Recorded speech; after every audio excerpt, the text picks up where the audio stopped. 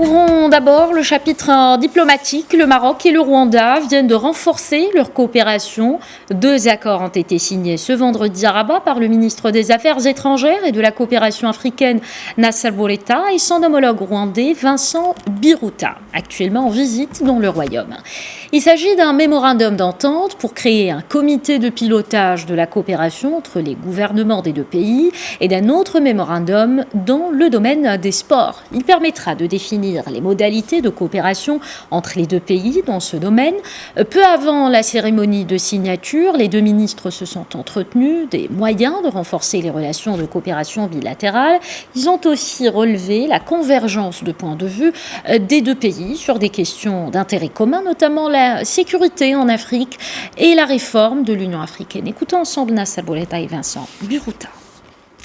Les relations entre le Maroc et le Rwanda sont entrées dans une nouvelle ère depuis l'échange de visites historiques entre les 2 chefs d'État. La visite de son Excellence le Président Paul Kagame au Maroc en mai 2016 et la visite de Sa Majesté le Roi à Kigali en octobre de la même année. Depuis, les relations ont connu une dynamique très positive. À l'occasion de la visite royale, 19 accords ont été signés entre les 2 pays dans les domaines de l'agriculture, de l'industrie pharmaceutique, des finances, des énergies renouvelables, et j'en passe.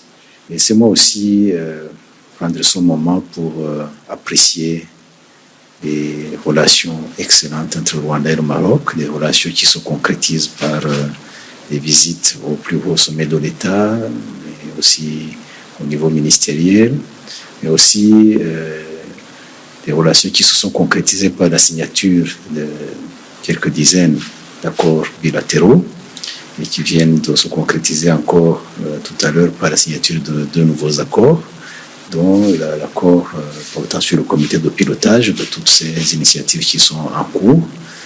Et l'année prochaine, comme vous venez de le souligner, nous espérons vous accueillir aussi au Rwanda à l'occasion de la grande commission mixte qui devrait se réunir à Kigali.